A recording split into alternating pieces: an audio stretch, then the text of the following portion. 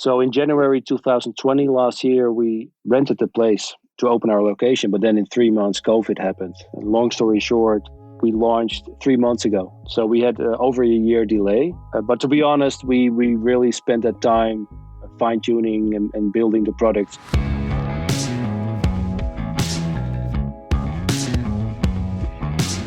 This is the Box Office Podcast. I'm Russ Fischer, the editorial director of the Box Office Studios, and I am joined by Daniel Loria, the editorial director of Box Office Pro, and Rebecca Pahle, the deputy editor of Box Office Pro.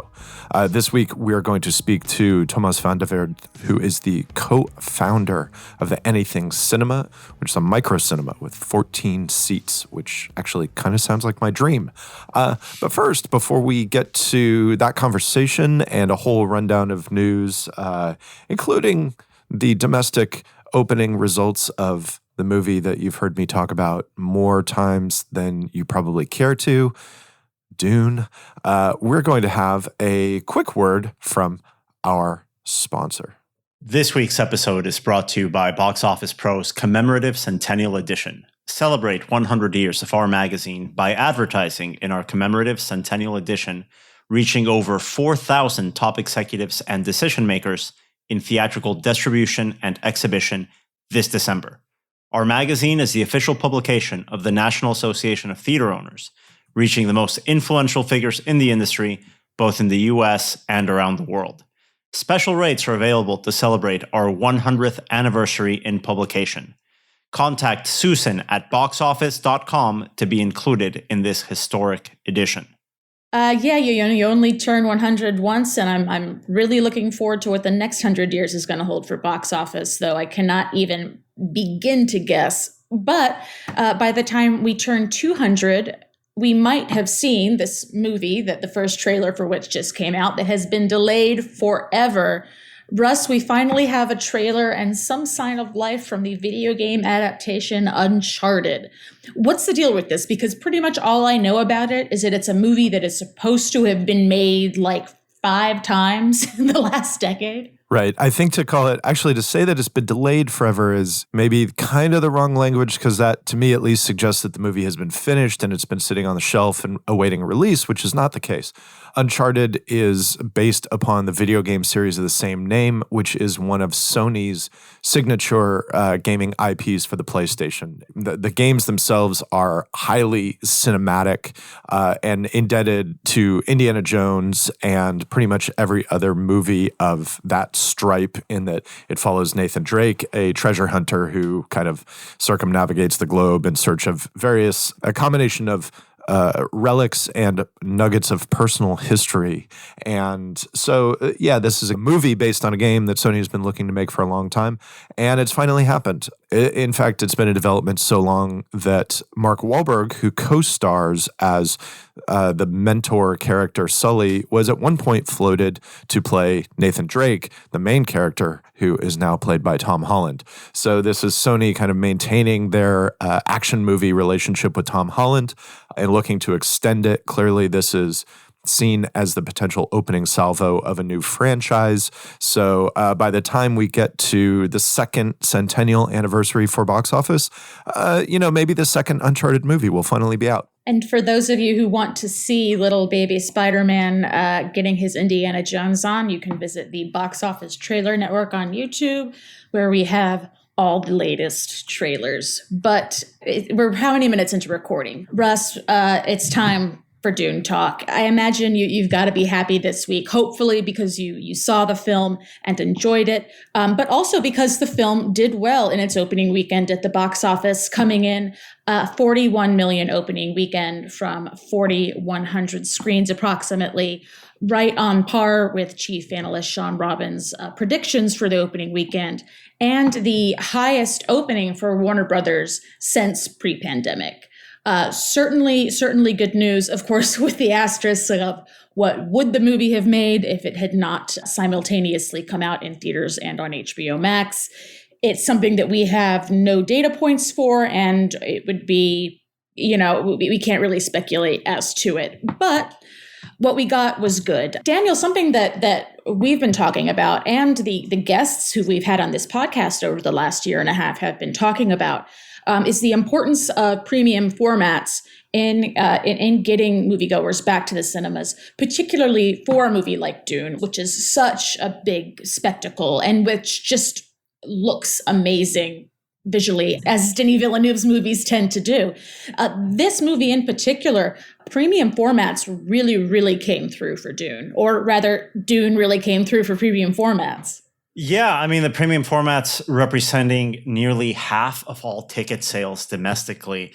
You mentioned that we really can't speculate as to what the impact of the day and date is in assessing this film's performance from Warner Media's perspective. Completely understandable. I think the studio, like many others, are taking this and every other day and date release as a let's call it an omni-channel perspective, looking at how it streams and how it plays theatrically.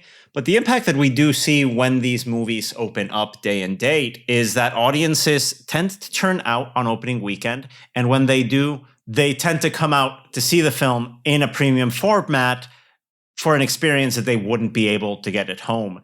This actually represented the highest opening weekend for IMAX since the beginning of the pandemic. Guys, IMAX coming in with around 9 million of that domestic earnings for Dune. That's around 22.5% of all ticket sales coming in that IMAX format.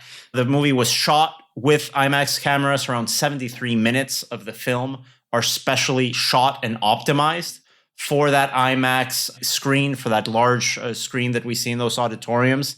The top 5 IMAX locations coming in from the TCL Chinese Theater in Hollywood, AMC Lincoln Square here in New York, where I'm going to be seeing the film later on this week, AMC Metreon in San Francisco, and then a couple of Cineplex locations in Canada, the Cineplex Scotiabank in Toronto and the Cineplex Bank Scotia Montreal, for those top 5 in terms of IMAX. For the top 5 DMAs, Rebecca, we've got Los Angeles leading the pack, followed by New York, San Francisco, Seattle, and Dallas.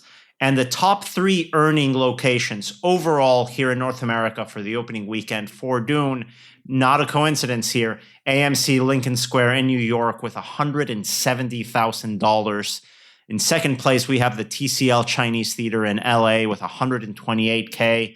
And in third place, AMC Burbank in Los Angeles with $125,000. Russ, you're familiar with the LA market. What do these big multiplexes represent when you look at these top performers in the market? You know, those two that did particularly well are just historically known in Los Angeles as great places to see a large format movie. So the Chinese has a terrific screen. It's got a great, the atmosphere at the Chinese is great. The downside is that it's in the middle of Hollywood, and frankly, on a weekend, parking can be sort of annoying. The Burbank and AMC is extremely popular because it's also a great presentation and it is slightly easier to park.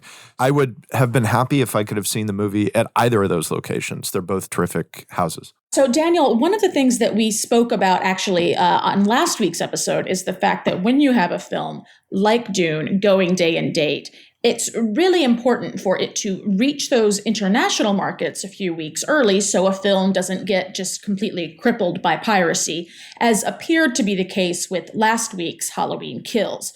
Dune, however, has already been out in international markets for several weeks now before it came to HBO Max, so they didn't have that pristine piracy print.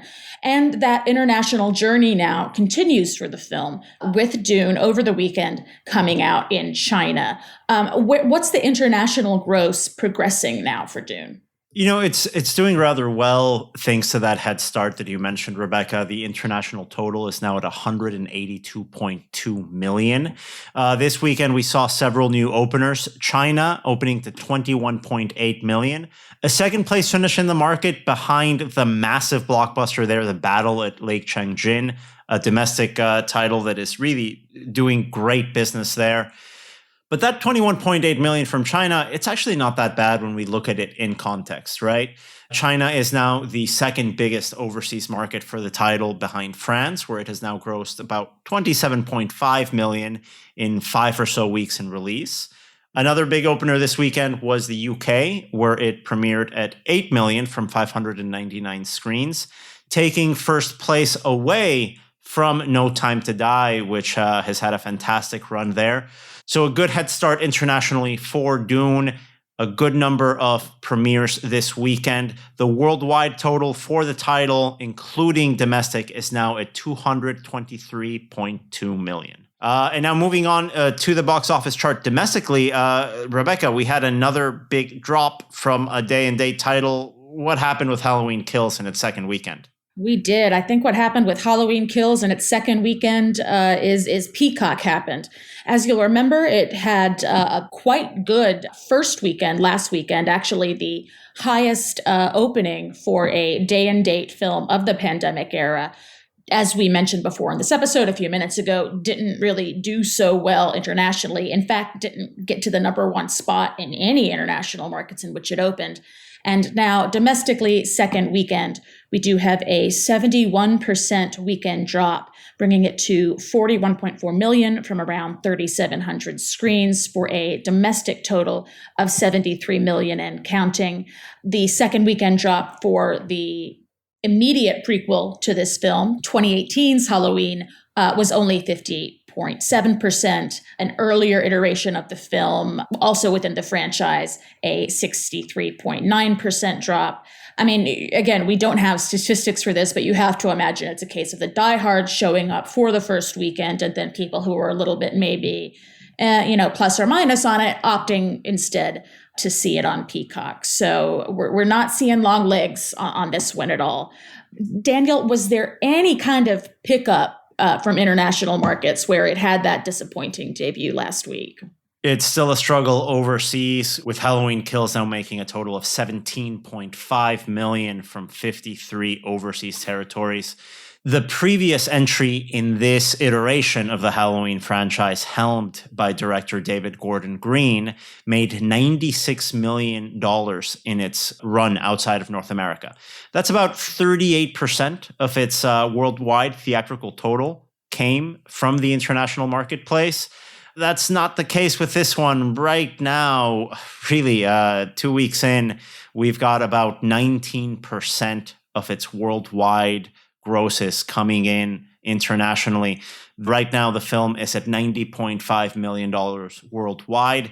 As you noted earlier in this podcast, Rebecca, we are seeing great numbers from fan-driven titles that go day and date on opening weekend, particularly in premium formats. But the real impact here is when international doesn't get an advance exclusive run, and especially in subsequent weeks domestically, we're seeing these big drops. I think Halloween Kills being another data point on the struggles of day and date. Going on to third place, we had No Time to Die. Where did that finish up here in North America, Rebecca? It had a pretty modest drop of 49% to 12 million on around 3,800 screens, bringing it to a domestic total of 120.3. I had the chance to go see it with my family over the weekend. It was the first time my father had been back to the theaters in I think 2 years, a solid 2 years. So it was a good experience.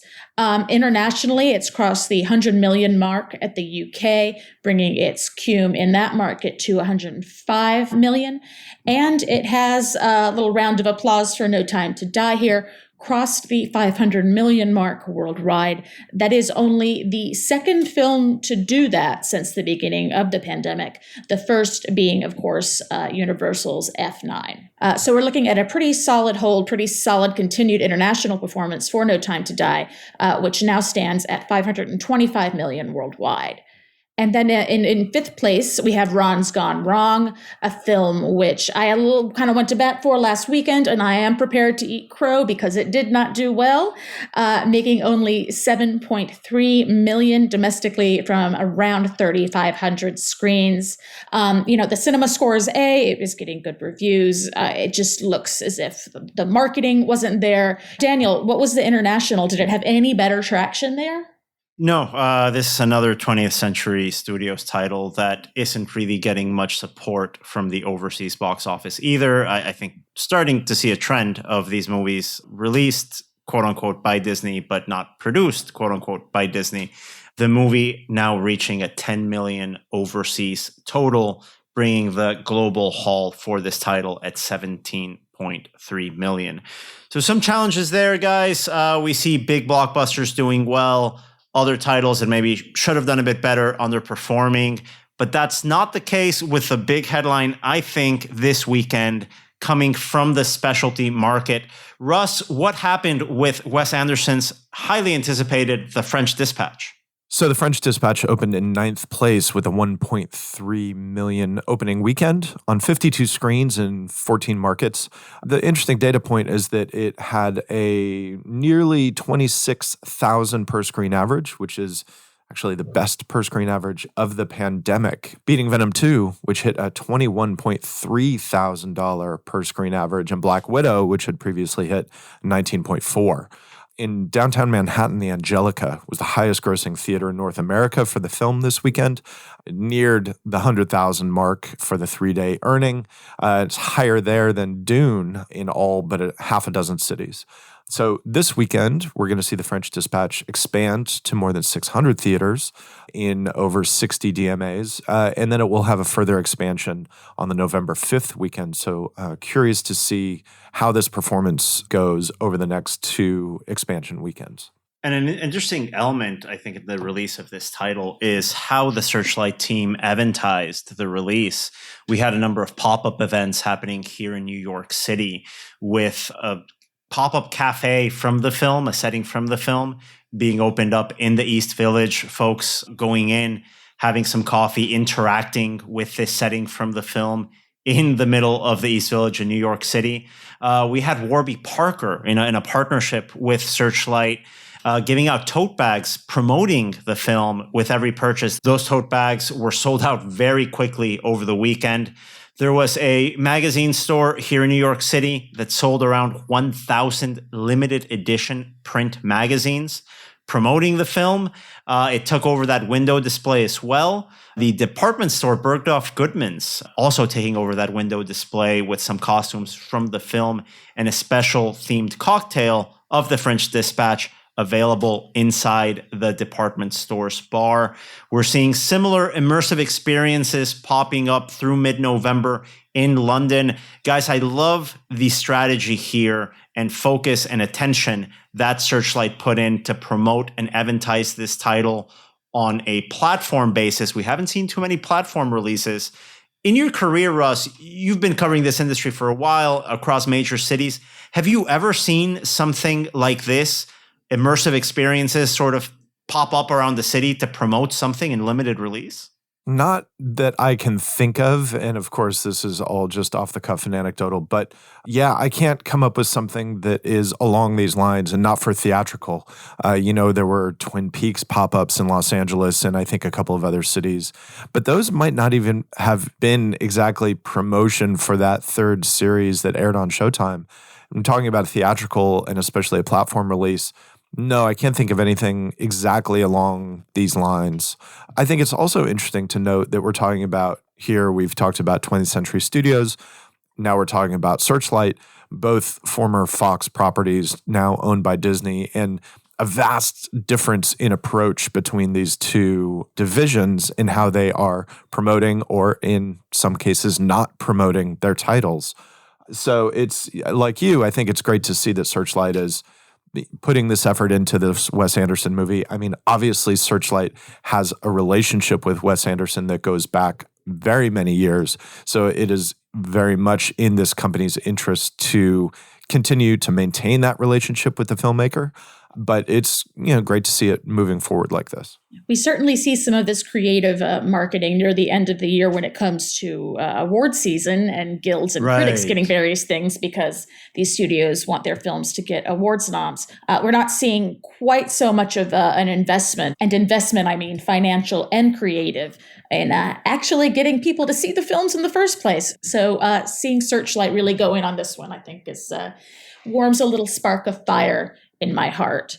Yeah, I really like it when studios take a lot of that creativity that they apply to the award season in spending an inordinate amount of money in getting film writers weird gifts that we never asked for, that we actually might never use, but actually taking that energy and investment and turning it over to moviegoers and people that actually pay for a ticket to see the movie at a movie theater and activating that side of the audience. We've been talking about the challenge in getting specialty films out there, getting them seen, the challenge in a platform release at a period of time where we have a shorter theatrical window. Obviously, French Dispatch, a filmmaker who is very well beloved by the independent film community, whether that's film goers or more art house specialty theaters. This weekend, we have a film from a similar director coming out, that being Edgar Wright of Shaun of the Dead and Hot Fuzz fame, Scott Pilgrim as well. He has his new film Last Night in Soho coming out from Focus, kind of psychological thriller starring kind of it girl actresses Thomasin McKenzie and Anya Taylor-Joy. Another popular among film nerds director, Scott Cooper, has Antlers coming out from Searchlight. And then Funimation has My Hero Academia coming out. That's an anime property. Funimation earlier this year, of course, had really great success with the domestic rollout of Demon Slayer. So this is one that I'm excited to see how these numbers stack up. But it's an interesting slate of movies that we have coming out this weekend, and I'm maybe going to be spending my weekend at the movie theater. We'll see. And you can read our weekend forecast over at boxofficepro.com this Thursday afternoon to check out our latest box office predictions on these titles. And as Dune enters its second weekend, I think a lot of questions there on how that performs. Guys, thanks for joining this panel. And Rebecca, I know you've got an interview set up with a very interesting concept around the micro cinema idea. Yeah, it's I actually first found out about this cinema at the ICTA panel at CinemaCon. Immediately caught my interest. The ICTA actually gave this cinema a special award. It is the Anything Cinema, which, as Russ mentioned at the top of this episode, has a whopping 14 seats across 3 auditoriums, seating 7, 5, and 2 people, respectively. Daniel, we've spoken a lot about micro cinemas on this podcast and on Box Office Pro and in the magazine. So, yeah, I just had to reach out to these guys to find out how they created this theater, how it's going, and what they think the potential for the concept is moving forward. Thomas, thank you so much for speaking with me today. I'm excited to hear about this extremely micro cinema, 3 auditoriums of 7, 5, and 2 seats each. Obviously, with the pandemic, with private cinema rentals becoming much more the thing, micro cinemas have become, such a hot topic of conversation. I can imagine, however, that building a theater doesn't just come together in 18 months. What was the process of creating Anything? When and where did the idea come from for you? Well, first of all, thanks for having me, because I feel really honored that you're interested in our concept, and I'd love to tell you about it. It actually started in 2011. That's when the first thought came to mind of a private cinema experience. Actually, my girlfriend, we just had our first daughter in the summer of 2011, and we weren't able, due to the pregnancy, to see Harry Potter Deathly Hallows Part 2. That's the last one. You can't miss out on the last on one. That one. Yeah, so she really got me into the Harry Potter franchise, but we weren't able to see the last one, so we ended up not being able to see that one in theater. And but I had some good connections back then, because I was working for a cinema company. And in the end, I saw it on a Monday morning, and I had some kind of private viewing in a really big auditorium. And that's when I thought, this is a great experience, having the cinema all for yourself. And my background is in technology, and I was actually starting building a streaming service in 2011. And first moment I thought, well, technology is advancing. We're getting into digital cinema, digital projection. There should be an option to combine all these ingredients and build a private cinema. So that's already 10 years ago. And then the years after, I was working on the streaming service, and it started to grow. And that first idea started to mature more. And then I think 5 years ago, the partner in my company and I really started to develop the idea further and decided to invest in it. I think the Anything as we have it today, our first concept, we really increased investing 2 years ago and building it and combining a team. Yeah, the idea 10 years ago, but really building this, what we see today, 3 years ago. So when did you initially open for business and then with COVID kind of shut down, reopen, shut down, reopen? What's been your timeline as far as openings and closures is concerned? Yeah, so our original plan was I believe, to launch in summer of 2020. I think that was our ambition. And we found a location in January 2020. So the whole idea of the Anything is that we wanted to pop up at places where you would want to have access to cinema and work with partners. So the whole idea is not to build our own locations, but to really work with already existing locations.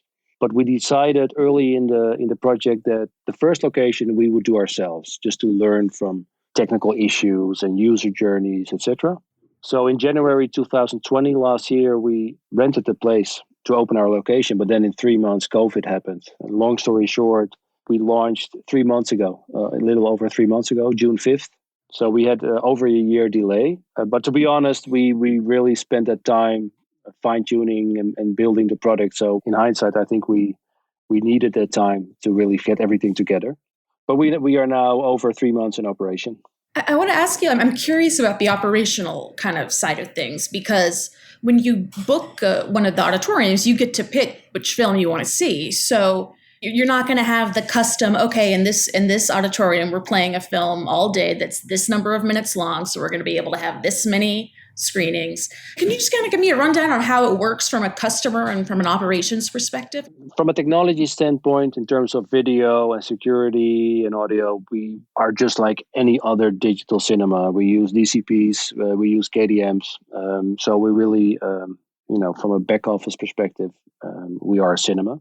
But with the only big difference that we don't have a programming department to decide what movie we play at what time, but we have customers that decide at what movie at what time. And we are currently offering a little over 500 movies, including first-run movies from Disney, Warner, and local independents. So we have a great offering. And the customer goes to the app, decides which movie, which auditorium, and what time. Well, first we look at the length of the movie. So if you choose a 2-hour movie, then we're going to look at the schedule of the auditorium you want to see the movie at. And then we'll give you all the options that are left. So our software calculates, okay, this is a 2-hour movie. We need 15 minutes before the show and after the show. And we give you all the options that are available. And then you pick that option. And that's how it works. So which is kind of maybe scary from a efficiency perspective, because you don't get to efficiently program all the shows back to back. But what we see now is in our most popular room, we have on average in the past 6 weeks, we have 3 showings a day. Oh, so it's pretty normal. Yeah, and on a good day, we do 5 shows on a Saturday without us having to interfere. So it's just the customer deciding, and it ends up pretty well. Which room is the most popular room? Well, that's funny, because we thought that when we had to decide on the capacity, we thinking of 8 seats, 6 seats, that kind of size. But we ended up on this location trying out 3 different capacities, just for learning purposes. So that's why we built 7 and 5. And then we thought, well, for PR purposes, it's going to be really great to do a 2-seater. You got to have a couple theater. Yeah. Yeah, it probably won't be the most successful one, but it's great to be able to say that we have the smallest movie theater in the world. But now, after about 500 shows, I can tell you that the most popular one is the 2-seater. Nice. And maybe we shouldn't be that surprised, because of course, the largest addressable audience is people who are at least in the Netherlands. I don't know for the US, but it's people, couples going to the movie theater. And it's kind of harder for a group to organize a cinema visit, because you have 5-6 people agreeing on what time you want to go, agreeing on the movie, etc. So it's way more convenient for parties of 2 to book a movie, and so that's where we see the biggest demand. How do you, it kind of feels like, I don't want to say experiment, because it sounds way beyond that phase, but you're working out how the process is going to work as you continue to expand. What's the pricing on this? Is it a premium pricing? How do you kind of find the level? Yeah, so we are going back and forth on pricing strategies. So when we first developed the idea, we thought this should be something able to price quite high, because it's a really unique and exclusive experience. But then we decided along the way that in order for this to really work, you need scale. You need way more than 3 screening rooms. And in order to get scale, you need volume. So we switch from being exclusive and, let's say, expensive to be very accessible, so we can do more volume. Currently, today, and this is something we're experimenting with, and I think it's really going to depend on the location. I mean, for New York, it's going to be totally different than for where we are in the Netherlands. But we are asking for the 2-seater, the most popular one, 29 euros. Oh, that's not bad. So I think that's about $35. No, that's not bad at all. And yeah, most people really think that's really reasonable. The biggest room, the one I'm in right now, the 7-seater, is 69 euros. For 7 people, that's really good, actually. That's a good deal. Yeah. But I think that those we would be able to increase those prices a little bit in big cities. So we're in a small town right now with 30,000 citizens. And I think in bigger cities, those prices could go a little up. How do you handle concessions? I mean, you're going to have a maximum of 14 customers in the cinema at any one time. What's the concession situation look like? Yeah, so in this location, we are part of a restaurant and a hotel. Oh. It's a really small hotel with 8 rooms, and there's a restaurant with, I think, about 40 seats.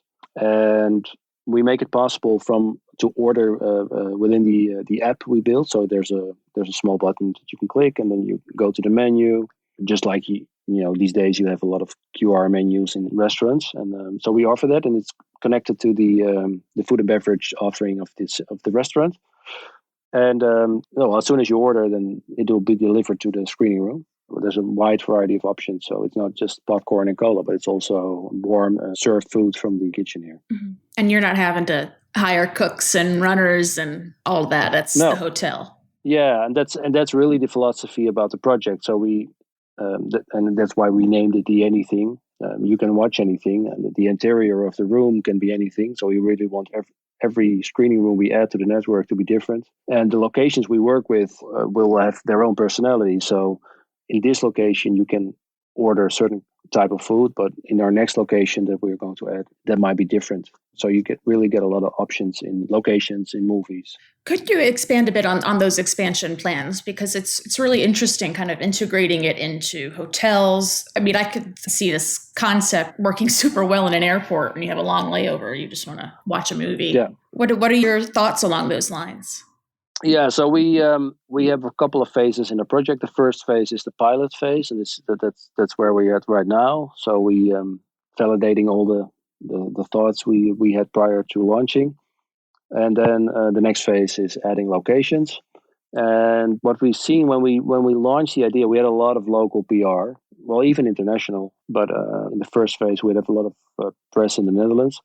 And automatically, a lot of hotels, restaurants, airports, all the ones you already mentioned, reached out to us because they were interested in the idea. And I think those are exactly the locations where you could add a screening room. So places where there's already traffic, where there's already hospitality, and when there's time and desire to watch premium content. But I also believe this could really fit in traditional multiplexes with existing theatrical exhibitors. So, in my opinion, the multiplex of the future will offer Dolby, IMAX, 4DX, and private cinema. Yeah, I think we could play a role in all those areas. What have been the challenges, or I guess this is such a new concept, maybe things that you didn't expect to pop up that popped up? I think the most challenging for our project has been so far to secure rights. Besides, everything else we had to do, software development, physical realization of in the building, etc. I mean, there was a lot of work, a lot of hard work. That's okay, but I think the real challenge was to secure rights, and then it took us a while to convince everybody, because this is something new and something weird. Yeah, they're like, the studios have to be like, what am I getting from this when you sell? Yeah, 14 seats. An affordable 2-person cinema. Yeah, and of course, they're usually negotiating with big exhibitors with thousands of seats, and we have 14 seats right now. So, and that's what we told them. I mean, we have 14 seats right now, but we are really ambitious, and this is going to be a long-term investment. And I think because we had the experience in streaming, and we built a very popular Dutch streaming service, and we had good relationships with all the studios. Yeah, well, we had a good relationship, so they trusted us. But that took a while. What are the trends in terms of what films do well at anything? Is it mostly first-run stuff that people want to see, or is there a good balance? Yeah, so we are now 500 shows. We've done a little over 500 shows. What I can see now is that what I find interesting, which was one of the promises to the right holders, that when people have choice, there was an experience from the streaming service as well. Of course, everybody's interested in first-run movies, no doubt about it. But give customers the option to watch older movies, we thought, there's a market there too. And what we see right now is that 50%, so half of all the shows we do, are movies that are in their fifth week or later. Where if you currently look at the Dutch market, I believe 80% of the movies that are shown are in their first, second, third, or fourth week. So we're already seeing a kind of long tail development there. So I think what's interesting for both consumers and right holders is that you get to show your movies longer in this concept, because we keep them available as long as we can get the rights. So we want to offer that movie. So that's quite an interesting development. But yeah, the combination of first run and library. That's interesting. Like if you're a super, super big fan of something, you've been putting it on your calendar and counting down the days, you're going to see it opening weekend. You probably want to go IMAX or some big special. But this is for, you want to have a date night while you're watching a movie, and you maybe want to catch up with something that you have been meaning to see. And you can do that. Yeah, exactly. So we have to see how the market is going to develop. The theatrical market is going to develop after the pandemic. But before the pandemic, I think on average in the Dutch market, we had about somewhere between 400 to 500 movies released in a year. And I think on average, they would run for 7 weeks in the cinema. And I had experience myself. So that was one of the reasons that I got excited about the project, is that I wanted to see movies, but I was too late to see them in cinema. I'm not really a first week kind of guy. And now you're able to decide to watch it 2 months after release. So that's really giving some options. But what we also see is that a lot of people, and that's really, you have to experience it yourself, because I think the visuals we have on our website and the interview that Jan de Runge did from ICTA really give a good view of what the cinema looks like. But you really have to watch a movie here to see that it really gives you a cinema experience. So it's really more than... It doesn't feel like a home theater. No, not at all. So we do get a lot of customers that are so excited that they didn't go to the cinema anymore because they're maybe a little older and they didn't like that experience. And now that now they're excited, and they're telling us, well, this feels like cinema, and this is a great way for me to watch movies. But we also get visitors who really love IMAX, who really love Dolby Cinema, and would prefer to see a big title in Dolby Cinema, for example, but we'll see other movies that they rather see here. So we are addressing both audiences, the audience that didn't go to the cinema anymore, but also the audience that goes to the cinema, but wants to see maybe older movies. Yeah, mix it up. Yeah. One of the things that really caught my eye is that you can use the app to change the temperature of the auditorium. As someone who tends to get cold when I go to the movies, that one. Yeah, that's funny, because we have one of my team members, Stefan, he used to run one of the biggest theaters in the Netherlands for 11 years. And he always tells me that one of the biggest complaints of usually women, he said, is that movie theaters are too cold. I have to bring a scarf or something with me. And we found a solution. So every screening room has its own climate control, and you can adjust it in the app. You just have the men and the women fighting over where the thermostat's going to be, but that's not your problem. Exactly, yeah. Thomas, thank you so much. Super excited to learn more about anything, and I just can't wait to see where it goes from here. And that'll wrap up this episode of the Box Office Podcast. Thanks again to Thomas van der Weerd for joining us. The Box Office Podcast is produced by Record Edit Podcast and the Box Office Company. Thank you all for listening. Please join us again next week.